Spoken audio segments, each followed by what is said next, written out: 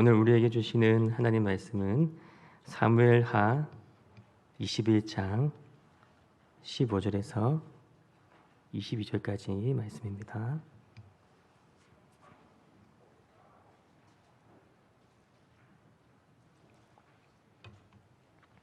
우리 한 절씩 교독하시겠습니다.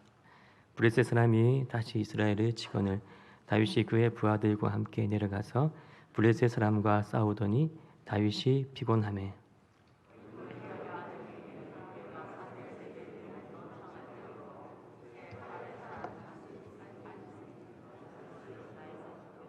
수르야의 아들 아비새가 다윗을 도와 그 브레셋 사람들을 쳐 죽이니 그때 다윗의 추종자들이 그에게 맹세하여 이르되 왕은 다시 우리와 함께 전장에 나가지 마옵소서 이스라엘의 등불이 꺼지지 말게 하옵소서 하니라.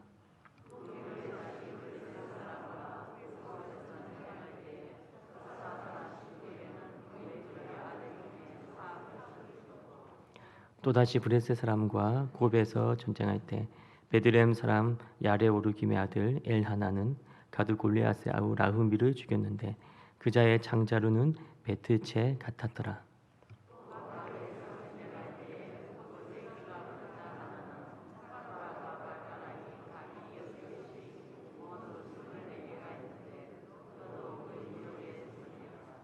그가 이스라엘 사람을 능욕함으로 다윗의 형 삼마의 아들 요나단이 그를 죽이니라. 이 네 사람 가드의 거인족의 소생이 다윗의 손과 그의 부하들의 손에 다 넘어졌더라. 아멘. 저희 첫째 딸이 4살 때 있었던 일입니다. 벌써 10년 전의 일인데요. 저는 운전을 하고 있었고 저희 딸은 제 뒷좌석에 앉아 있었습니다. 운전을 하고 가는데 트럭 한 대가 깜빡이도 안 켜고 갑자기 끼어드는 바람에 제가 얼쿠 하고 놀랐습니다. 그러니까 뒤에 앉아있던 제 딸이 그 트럭을 보면서 하는 말이 정신이 있나 없나? 정신이 있나 없나? 그렇게 말하는 겁니다. 깜짝 놀랐습니다. 왜냐하면 그 말은 제가 운전하면서 정말 자주 하는 말이었거든요. 아무리 딸에게 이쁜 말 써야 된다 아무리 가르쳐도 결국 자녀는 부모의 그 삶의 모습을 보고 따라갈 수밖에 없다는 것을 깨닫게 되었습니다. 리더가 정말 중요합니다. 어떤 조직이든. 지금 이 시대에 필요한 리더는 잘 가르치는 리더가 아니라 삶으로 살아내는 리더가 필요합니다. 가정에서는 부모가 중요합니다. 잘 가르치는 부모가 아니라 삶으로 살아내는 부모만이 자녀에게 선한 영향을 끼칠 수가 있을 것입니다. 오늘 본문에 보시면은 다윗 한 사람이 이스라엘 공동체에 어떻게 선한 영향을 끼쳤는지 우리가 알 수가 있습니다.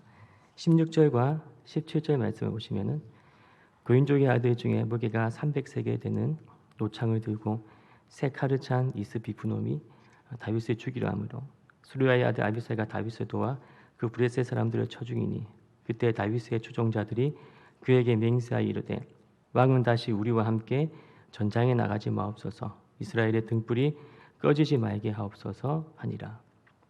다윗이 이스라엘 통일 왕국의 왕으로 세워진 그 집권 초기에 있었던 일로 추정이 됩니다. 다윗은 왕임에도 불구하고 전쟁이 나면은 항상 선두에 서서 적극적으로 전투에 임했습니다. 브레셋과의 치열한 전투가 있었고 이스비브노비라는 이 브레셋 거인 때문에 다윗이 위험에 처한 어떤 그런 상황이 생겼는데 그 거인을 17절에 보시면은 다윗의 부하 아비새가 죽였다고 나옵니다. 18절을 보시면은 십부게라는 다윗의 부하가 있는데 삽이라는 이름의 거인을 죽였다고 나옵니다. 그리고 19절에 보시면은 엘하난이라는 다윗의 부하가 있는데 라흐미라는 이름의 거인을 죽였다고 나옵니다. 라흐미는 골리앗의 동생입니다. 그리고 20절에 보시면은 좀 특이한 거인이 나오는데 손가락이 각 6개고 또 발가락이 6개고 그래서 합이 모두 24개인 그런 거인이 나옵니다. 이 거인을 21절에 보시면은 다윗의 부하이자 조카인 요나단이 죽였다고 나옵니다. 이렇게 브레셋 거인들이 계속해서 등장을 하는데 전부 다 다윗의 부하들에게 죽임을 당합니다. 22절 말씀 보시면은 이 네 사람 가드의 거인족의 소생이 다윗의 손과 그의 부하들의 손에 다 넘어졌더라. 이 거인들의 키가 뭐 얼마인지 나오진 않는데 사무엘상 17장 4절에 보면은 골리앗의 키가 나옵니다. 6규빗하고도 한 뼘이 된다고 나옵니다. 규빗이 무엇이냐면 한 규빗이 손가락에서 팔꿈치까지가 한 규빗이라고 합니다. 그래서 6규빗 한 뼘이면 이제 계산을 해보면은 약 2m 90 정도가 됩니다. 그래서 아마 그 당시에 다른 블레셋 거인들도 아마 그 정도 키가 됐다고 보시면 되겠습니다. 2m 90이면 너무 좀 심하잖아요, 그죠? 이스라엘 백성들하고 싸우면은 마치 어른과 갓난아기가 싸우는 것 같은 어떤 그런 싸움이 될 수밖에 없는 것입니다. 그래서 원래 이스라엘 모든 사람들은 브레셋 거인이 등장하기만 하면 막 두려워 떨면서 도망치기 바빴습니다. 그 누구도 싸우려고 하는 마음을 가지지 못했습니다. 사무엘상 17장 23절, 24절에 이렇게 나옵니다. 그들과 함께 말할 때 마침 브레셋 사람의 싸움을 도두는 가드 사람 골리앗이라 하는 자가 그 전열에서 나와서 전과 같은 말을 하매 다윗이 들으니라. 이스라엘 모든 사람이 그 사람을 보고 심히 두려워하여 그 앞에서 도망하며 거인을 이겨본 적이 없기 때문에 일단 거인만 나타나면 무조건 도망치는 겁니다. 근데 그런 이스라엘 공동체의 이 분위기가 왜 갑자기 바뀐 걸까요? 언제부터 거인을 이길 수 있는 분위기가 된 것일까요? 사무엘상 17장 45절에 다윗이 브레셋 사람에게 이르되 너는 칼과 창과 단창으로 내게 나오거니와 나는 만군의 여호와의 이름 곧 내가 모욕하는 이스라엘 군대의 하나님의 이름으로 내게 나아가노라. 다윗이 혜성처럼 등장을 합니다. 그리고 믿음으로 도전해서 여호와 하나님의 이름으로 승리합니다. 그리고 그 이후에 이스라엘 공동체 가운데 믿음이 번져가기 시작했습니다. 우리도 이길 수 있다. 우리도 여호와 하나님의 이름으로 도전하면 승리할 수 있다. 그래서 그 뒤부터 거인들을 이겨내는 다윗의 후배들이, 다윗의 부하들이 계속적으로 등장을 하게 된 것입니다. 최영만이라고 하는 씨름 선수가 있는데요. 그 선수가 격투기로 전향을 하죠. K1이라는 무대에 이제 데뷔를 하는데 처음 데뷔를 했을 때 외국 선수들이 다 당황하는 겁니다. 키가 2m 20이니까 팔도 뭐 얼굴 안 닿고 이거 어떻게 해야 되나. 그래서 처음에 몇 번은 최영만이가 이겼어요. 통했어요. 막 선수들 당황해하고. 근데 한 흑인 선수하고 붙으면서 이 최영만 공략법이 이제 퍼져가기 시작했는데 어떻게 하냐면 다리만 계속 차는 겁니다. 다리 차고 뒤로 빠지고 또 다리 차고 뒤로 빠지고.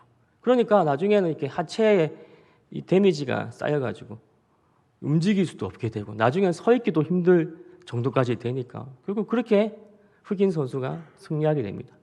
그러니까 그 이후로 최영만하고 붙는 모든 선수들은 어떻게 합니까? 계속 다리만 차는 거예요. 다리 차고 뒤로 빠지고 다리 차고 뒤로 빠지고. 그래서 최영만이가 처음에는 굉장히 공포스러운 존재였는데 나중에는 동네북으로 그냥 전락하게 됩니다. 이스라엘 공동체에 그와 같이 다윗이 이 거인 공략법을 퍼뜨리게 된 겁니다. 어떻게 거인을 공략합니까? 만군의 여호와의 이름으로 도전하면 이길 수 있다는 겁니다. 여호와의 이름으로 하나님이 함께 하시면 승리할 수 있다. 그게 그냥 싹 번져가면서 이스라엘 공동체의 분위기가 완전히 바뀌어버린 것입니다. 지금도 이게 필요합니다. 거인 같은 이 세상을 공략할 수 있는 이 법을 퍼뜨려 줄 사람이 필요합니다. 예수 이름으로 나가면 된다. 기도하면 된다. 기도하면 승리한다. 요거를 말이 아니라 삶으로 보여줄 모델이 필요합니다. 그러면 모두가 다 그렇게 따라가게 될 것입니다. 17절 말씀을 같이 읽겠습니다. 수르야의 아들 아비새가 다윗의 도와 그 브레스의 사람들을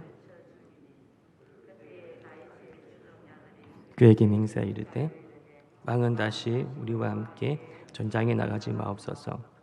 이스라엘의 등불이 꺼지지 말게 하옵소서 하니라. 아멘. 부하들이 다윗을 무엇이라고 부릅니까? 이스라엘의 등불이라고 부릅니다. 여기서 등불이라고 해석된 단어 게르라는 단어는 성전에서 계속적으로 이렇게 타오르는 그 불을 또 의미하는 단어로도 같이 사용되었는데, 그래서 번영, 생명력 그렇게 의미할 수도 있습니다. 그런데 단순하게 적용을 해보면은 등불은 어둠을 밝혀줍니다. 그리고 나아갈 방향을 알려줍니다. 칠흑 같은 어둠 가운데 우리가 있는데, 그래서 어디로 가야 될지 알 수가 없는데, 그런 우리에게 이 등불이 주어지면 방향을 분별하게 되고, 이쪽 방향으로 가면 되겠구나, 그렇게 알 수 있듯이 이스라엘 나라 가운데 다윗이 바로 그런 등불 같은 지도자였다는 것입니다. 제가 애광교회 오기 직전에 있는 교회에서도 제가 이제 청년부를 담당했었는데, 거기에서는 라오스로 단기 선교를 자주 갔었습니다. 거기에서 만난 그 라오스 청년들이 그 다음 해 7명이 한국을 방문하게 되어서 제가 사역하던 그 교회 각 가정으로 이제 한 명씩 가서 일주일 동안 홈스테이를 하게 되었습니다. 장로님 댁으로, 권사님 댁으로, 또 안수 집사님 댁으로 해서 일주일 동안 시간을 보내고, 나중에 돌아가기 직전에 소감을 물었습니다. 무엇을 느꼈니? 무엇을 생각했니? 그러니까 한 청년이 자기가 지내면서 두 가지 충격을 받았다는 겁니다. 한 가지는 뭐냐면 대중 목욕탕에 갔는데 모두가 빨가벗고 씻는 거, 그게 너무 충격적이었다는 거예요. 라오스는 그런 문화가 없거든요. 그래서 런닝 입고 팬티 입고 탕에 들어갔다가 아저씨한테 혼났다면서 그런 얘기를 또 하고, 두 번째 충격받은 내용은 한 안수 집사님 집에서 이제 홈스테이 했는데, 그 집은 매일 이제 가정 예배를 드리는 집이었거든요. 그러니까 아빠가 다 앉아가지고 자녀들 앉혀놓고 가정 예배를 인도하고, 그리고 마지막에는 한 사람 한 사람 축복해서 기도해주는 그 장면을 보고 자기는 놀랬다는 거예요. 왜냐하면 라오스는 가정이 많이 무너져 있거든요.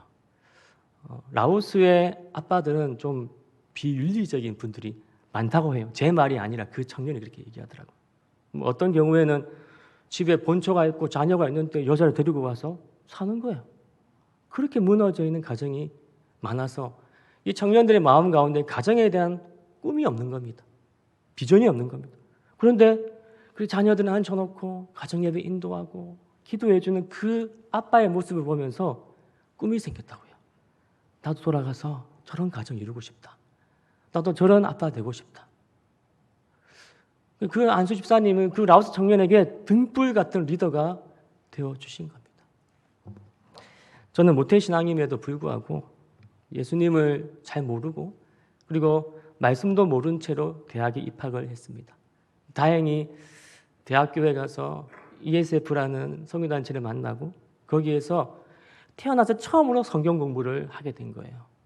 그 말씀을 공부하면서 예수님을 인격적으로 만나게 되고, 또 구원의 확신도 얻게 되었습니다. 그러니까 그 단체의 선배들이 다 기대를 하는 거예요. 야, 쟤는 이제 키우면 되겠다. 쟤는 이제 리더로 이렇게 키우면 되겠다. 그래서 저한테 리더 훈련을 받아라 했는데 제가 거절했어요. 리더 훈련 받으면 전도해야 되거든요. 캠퍼스 전도도 하고 모임 인도도 해야 되고, 후배들 앉혀놓고 막 성경 가르치면 못하겠더라고요. 그때 정말 소심했거든요. 내가 그걸 어떻게 해? 그래서 잠수 타버렸어요. 전화 안 받고. 그러니까 몇 주 만에 모든 선배들이 저에 대해서 관심을 끊어버리더라고요. 쟤는 아닌갑다. 빨리 끊대요, 보니까 관심을, 기대를. 그런데 여자 선배 한 분이 계속 연락을 하는 거예요. 그래서 저는 계속 거부했죠. 근데 하루는 수업을 들으려고 강의실에 앉아 있는데 그분은 찾아오셨어요. 5분 전에 나와보라고. 수업 시간표를 어떻게 알아보고 찾아오셨는지. 그래서 나가니까 다른 말은 안 하고 주보하고 가나 초콜릿 딱 주면서 손을 꼭 잡아주면서 공부 열심히 하라고 하고 가시더라고요. 그 복도에서 그분의 뒷모습 보는데 갑자기 눈물이 터졌어요. 내 마음 깊은 곳에서 어떤 마음이 드냐면, 나도 저렇게 살고 싶다. 나도 저렇게 살아야 되는데 난 지금 뭐하고 있지? 하면서 이유도 알 수 없이 눈물이 터졌습니다. 저는 제가 생각할 때 목회자로서의 부르심은 그때 있었던 것 같아요. 그때가 저에게 인생의 터닝 포인트였습니다. 저렇게 살고 싶다. 나도 한 영혼을 섬기며 살고 싶다. 그 여자 선배님은 저에게 등불 같은 리더가 되어 주셨습니다. 한 남자 집사님이 한 큰 기업의 그 연구소에 취직이 되셔서 그 수많은 연구원들 앞에서 자기를 소개하는데 갑자기 성령의 감동으로 그렇게 고백합니다. 저의 인생의 좌우명은 Walking with Jesus입니다. 예수님과 함께 걸어가는 것이 제 인생의 좌우명입니다. 그 연구소의 분위기는 그런 분위기 아니거든요. 기독교에 대해서 되게 냉랭한 분위기인데 그분이 그렇게 고백을 한 거예요. 그리고 그날 이후로 그 연구소에 처음으로 신우회가 조직되게 됩니다. 그분이 조직하려고 한 게 아니에요. 그냥 두려움에 떨고 있던 하나님의 백성들이 그분의 고백을 듣고 모이기 시작하는 거예요. 저도 예수 믿습니다. 저도 교회 다닙니다. 그러면서 자연스럽게 신우회가 조직이 되었다고 합니다. 등불 같은 리더는 바로 이런 것입니다. 믿음으로 도전하는 한 사람, 그 한 사람이 있으면 그분이 등불이 되어서 많은 사람들이 그 길을 따라 걷게 되는 것입니다. 하나님이 지금 여러분을 그런 등불 같은 존재로 부르고 계십니다. 다윗 한 사람의 도전과 승리로 인해서 거인 앞에서 두려워 떨던 그 이스라엘 공동체가 이제는 거인을 우습게 여기고 우리도 이길 수 있다. 그런 분위기로 바뀌고 강한 공동체로 업그레이드가 되었습니다. 다윗 같은 리더가 필요합니다. 이것은 직책의 문제, 직분의 문제가 아닙니다. 다윗이 골리앗을 이길 당시에 신분이 목동이었습니다. 아무것도 아니었어요. 믿음으로 도전하여 승리하는 자가 진정한 리더가 되는 것입니다. 지금 이 시대 크리스찬들이요, 돈이라는 거인 앞에서 전부 다 두려워하고 있어요. 이기는 사람이 별로 없어요. 그러한 때 믿음으로 도전해서 돈을 정복하고 다스리는 한 모델이 나타난다면 아마 모두가 그분을 따라가게 될 것입니다. 코로나 시대에 어떤 것이 믿음으로 사는 것인지 모두가 지금 혼란스러워하고 있습니다. 그러한 때 하나님의 이름으로 승리한 다윗처럼 지금 이 시대 예수의 이름에 권세와 능력이 있다라는 것을, 기도의 능력이 있다라는 것을 삶으로 보여주는 사람이 등장한다면 아마 이 공동체 가운데, 이 나라 가운데 다시 한번 기도의 불이 붙게 될 것입니다. 한 사람이 필요합니다. 한 사람이면 충분합니다. 그런데 제가 생각해 보니까 우리 애광교회에 좋은 믿음의 모델들이 많이 있어요. 그게 느껴지더라고요. 찾아보면 많이 있습니다. 그분들이 걸어간 길을 그냥 그대로 따라가면 충분합니다. 우리 20절과 21절의 말씀을 같이 읽겠습니다. 또 가드에서 전쟁할 때 그곳에 키가 큰 자 모두 24개가 있는데 그도 거인족의 소생이라. 그가 이스라엘 사람을 능욕함으로 다윗의 형 삼바의 아들 요나단이 그를 죽이니라. 아멘. 이제 다윗을 모델로 삼은 다윗의 부하들은 믿음으로 거인들을 무찌릅니다. 그런데 마지막으로 등장한 거인은 좀 다른 거인입니다. 손가락 6개 있고 발가락 6개씩 있어서 총 24개가 있는 거인이 등장을 합니다. 와, 큰일이다. 다른 거인들까지는 어찌 해보겠는데 이 거인은 우리가 이건 좀 힘들다라고 생각할 수 있잖아요. 그러면서 마음이 무너질 수도 있습니다. 그런데 21절에 보시면은 다윗의 조카인 요나단은 그래서 어쩌라고? 손가락 6개면 뭔데? 마치 그렇게 얘기하는 식으로 보란 듯이 무찌르게 됩니다. 손가락 6개, 발가락 6개면은 무섭죠, 사실은. 딱 보면 좀 무섭긴 한데, 가만히 생각해 보면요. 발가락 6개라고 해서 중심을 더 잘 잡는 것도 아니고, 그죠? 손가락 6개라고 해서 칼을 더 잘 휘두르는 것도 아니거든요. 알고 보면 전투력에 전혀 도움은 안 됩니다.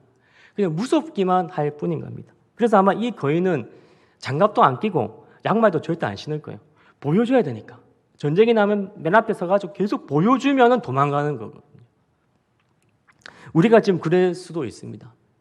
지금까지 우리가 하나님의 은혜로 살아왔고 하나님의 능력으로 다 극복해 왔는데 약간만 다른 문제가 터지면 요거는 내가 안 되겠다. 요거는 내가 도저히 안 되겠다. 그리고 이건 내 힘으로 해볼까 하다가 또 좌절하게 되는 그런 악순환으로 빠질 수가 있는 것입니다. 영적 싸움은요, 기억해내기 싸움입니다. 과거에 주님께서 어떻게 나와 함께 하셨는지 잘 기억해내면 승리하는데 그것을 우리는 너무 쉽게 까먹는다는 것입니다.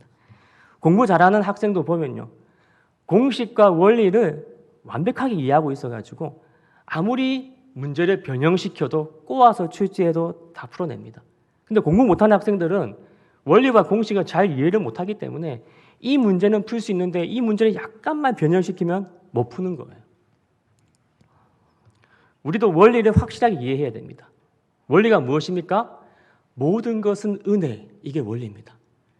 모든 것은 은혜로 됩니다. 모든 것은 믿음으로 승리하게 되는 것입니다. 이스라엘이 언제 자기들 힘으로 거인을 이겼습니까? 그 거인들도 결국 하나님의 은혜로 이긴 겁니다. 그러면 요 거인도 하나님의 은혜로 이기게 되는 것입니다. 여러분 모두 다 기도 수첩 같은 것들이 있으면 좋을 것 같아요. 기도 수첩. 기도 제목이라는 것이 머릿속으로만 있는 거하고 글로 적어보면은 명확해지고요. 또 기도의 방향이 더 선명해지고 기도가 깊어집니다. 그리고 응답을 받게 되면 응답받은 내용을 적는 거예요. 수첩에. 그리고 응답이라고 빨간 글씨로 체크를 하는 겁니다. 그렇게 사시다가 또 어려움이 생기고 고난에 닥치잖아요. 그럼 이건 너무 힘들다 싶을 때는 그 기도 수첩을 읽어보십시오. 응답이라고 표시된 것만 계속 읽어보십시오. 그러면 깨달음이 옵니다.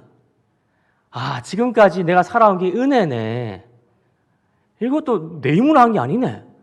하나님의 은혜로 지금까지 극복해왔네. 응답받았네. 그러면 지금 내 앞에 있는 이 거인도 은혜로 이기는 겁니다. 그게 생각이 나면, 그게 기억이 나면 승리하는 겁니다. 대부분 이게 기억이 나지 않기 때문에 좌절하고 패배하게 되는 것입니다.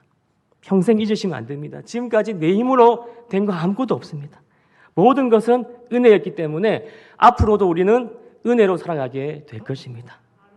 지금까지 기도를 통해서 우리가 지금까지 왔습니다. 앞으로도 우리는 기도의 힘으로 살아가게 될 것입니다. 우리 모두는 언젠가는 다 죽음을 맞이하게 될 것입니다. 한 명도 예외가 없습니다. 저는 솔직히 죽음이 두려웠습니다. 모두가 죽는다는 건 다 알고 있는데 나는 감당할 수 있을까? 이게 숨 넘어갈 때 많이 아프면 어떡하지? 숨 넘어갈 때 막 너무 답답한 거 아닌가? 막 그런 좀 두려움이 있었습니다. 근데 오늘 이 말씀을 묵상하면서 그런 깨달음이 왔습니다. 죽음도 은혜로 감당하는 거네. 원리는 똑같네. 지금까지 살아온 것도 오직 은혜로 살아왔듯이 죽음도 은혜로 감당하게 될 것입니다. 주님이 주시는 힘으로 넉넉히 죽음을 통과하고 감당해서 결국 주님의 품 안에 우리는 안기게 될 것입니다. 원리는 똑같습니다. 두려워하지 마십시오. 지금까지 은혜로 살아왔다면 은혜로 죽음을 통과하게 될 것입니다. 할렐루야. 요한계시록 14장 13절 말씀 같이 읽겠습니다. 또 내가 들으니 하늘에서 음성이 나서 이르되 기록하라. 지금 이후로 주 안에서 죽는 자들은 복이 있도다 하시매 성령이 이르시되 그러하다. 그들이 수고를 그치고 쉬리니 이는 그들의 행한 일이 따름이라 하시더라. 아멘. 주님의 은혜로 지금까지 살아온 우리에게는 죽음조차도 은혜가 될 것이고 죽음조차도 복이 될 것입니다. 이 믿음으로 살아가시는 저와 여러분 되시길 주님의 이름으로 축복드립니다. 기도하겠습니다. 하나님, 이 시간 우리 말씀 붙잡고 한번 같이 기도했으면 좋겠습니다. 골리앗 앞에서 두려워 떠는 이스라엘 백성들처럼 이 시대에도 하나님의 백성들이 세상에서 두려워하고 있고 또 믿음으로 승리하지 못하고 있습니다. 모델이 필요합니다. 다윗처럼 믿음으로 승리하고 믿음으로 나아가는 귀한 믿음의 이 모델이 필요하고 또 우리를 지금 주님께서 이렇게 부르고 계십니다. 다윗처럼 등불이 되는 리더가 되기 위해서는 이 원리를 분명하게 알고 있어야 됩니다. 모든 것이 은혜다. 내 힘으로 되는 것은 아무것도 없고 모든 것은 주님의 은혜로 승리하게 될 것이다. 이 믿음의 원리를 분명하게 붙드는 자를 통해서 하나님은 이 시대에 놀라운 일들을 행하실 것입니다. 주님, 제가 그 한 사람이 되게 하여 주시옵소서. 말씀 붙잡고 같이 한번 기도하겠습니다. 하나님 아버지, 이 말씀으로 우리 일어서기를 원합니다. 하나님, 등불이 되는 리더가 될 수 있게 도와주시옵소서. 하나님 아버지, 우리는 이길 수 있습니다. 예수 이름으로, 만군의 여호와 이름으로 승리한 것처럼 예수 이름의 권세와 능력으로 이 시대 하나님 기도하고 믿음으로 도전하는 아버지 우리의 삶이 될 수 있도록 도와주시옵소서. 하나님 아버지, 이 어두운 시대 하나님 아버지, 믿음의 등불이 우리의 심령 가운데 켜질 수 있도록 도와주시옵소서. 하나님 믿음으로 도전할 수 있게 도와주시옵소서.